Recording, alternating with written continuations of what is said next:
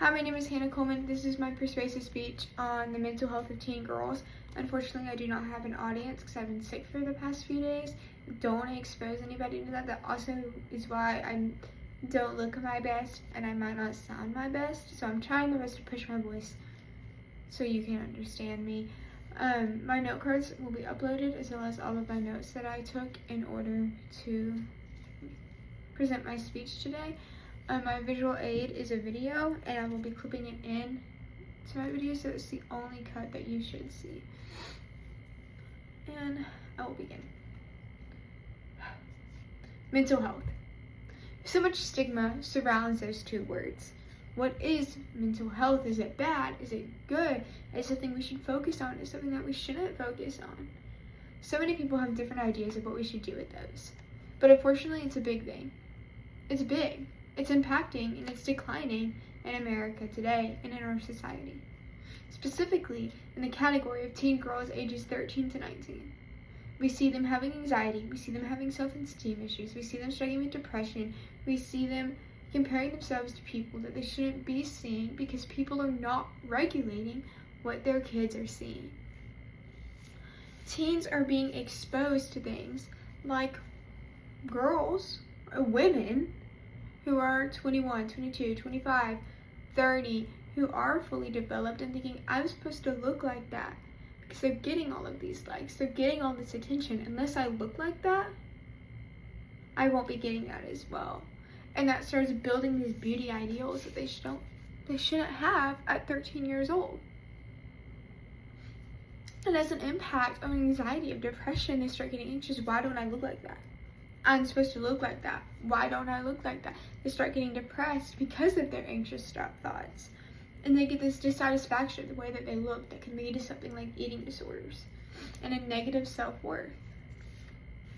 Social media is a big cause of that. I mean, we see that they're being taken away from real life and they're looking at this screen and they're starting to lose sleep over it. They're starting to lose relationships over it because instead of talking face to face, they want to be on this one. What's the next trend? What's the next this? What's the next that? What's that thing that's going to get me to be popular? To be something that somebody wants to be with at 13, 14, 15. When at 14, 15, 16, 17, 18, sometimes you shouldn't be worrying about looking like you're 21, 22, 23. You should be focused on school, grades, that kind of stuff, friendships. But instead, we've seen this shift in focus and in mindset to things like, how do I look? How am I speaking? These insecurities, these body ideals, because of social media, which has become an addiction. It's like a slot machine. You post something out there to get the likes, and every time you click on it, it's, oh, I got what I wanted. It's instant gratification. You will see in the video I'm about to show you that Brain MD on a podcast talks about this. Here's the video now. What's social media doing to our brain? There's a book I love called Thrilled to Death. It's continually pressing on your nucleus accumbens that produces dopamine, continually pressing on the pleasure centers in your brain. But the problem with that is the more you press on them, they begin to become numb. And you need more and more excitement, more and more stimulation in order to feel anything at all. The slot machine style addiction for teenage girls to get addicted to allows them to be put in situations that can cause cyberbullying and exploitation. A 13-year-old girl on Instagram pretending to be 21, 22 allows grown adult men or women to exploit them. And not having regulation on what they're seeing and who they can talk to can lead to your kid getting exploited. Unfortunately, that's the reality. And so how can we fix this? Knowledge at the Wharton says social media is not going anywhere. It's not getting better, it's not getting worse, and in 10 years it's going to be completely different than how it is now, because 10 years ago it's not where it is today. And it's only going to get bigger and bigger and expand and shape into new things. So how can we start to stop this decline of mental health today? Yale Medicine gives us a few ideas, and they give more than what I'm going to mention, but I feel like these are the top 3 that we can start doing with our kids. Number 1 is, how much are they being able to be on it? Screen time. Are they going to be able to look at it 24 hours a day, or are they able to look at it, you get 2 hours? Get 2 hours to be on social media, to go on Snap, to go on Instagram, to watch TikToks. You get 2 hours.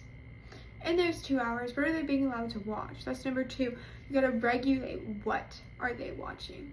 Or can they watch anything? Can they look at any account, any profile that they want? Or you can look at things appropriate for age.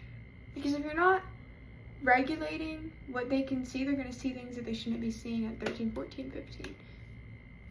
Unfortunately, that's the reality that we live in today. And on top of that, don't let them take their phones to the bedroom. That was a big one that I saw, and a big one that I thought really will help social media's impact on mental health, because kids, teenage girls, can't go into their bedroom and look at things that will cause them to be exploited, do things that because they are being exploited.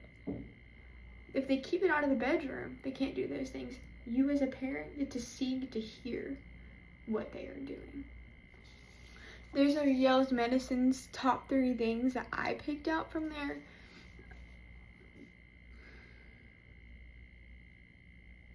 Those were the top 3 things, in my opinion, that Yale Medicine mentioned on their article.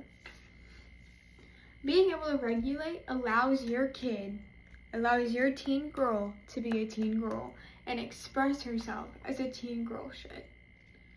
She can learn new things, how to put on makeup correctly. That's something that I think a teen girl should be allowed to look at, but they're not how to put on makeup in order to achieve this look of a 21-year-old.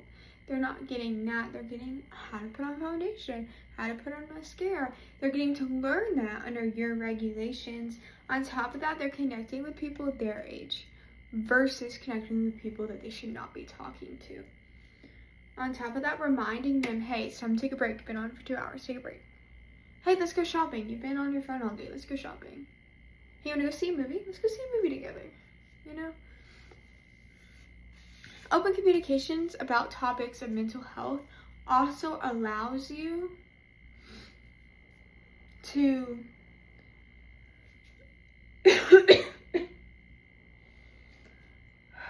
I'm sorry. Having these open conversations allows you to be able to connect with your teen and understand what's going on in their brain. Are they being anxious? Are they having these anxious thoughts? Are they starting to become depressed? Did they see something they weren't supposed to see and now they're overthinking it? Having that open communication with your teen allows you to be able to regulate it a bit more. Or maybe you notice, I can give her another inch or 2.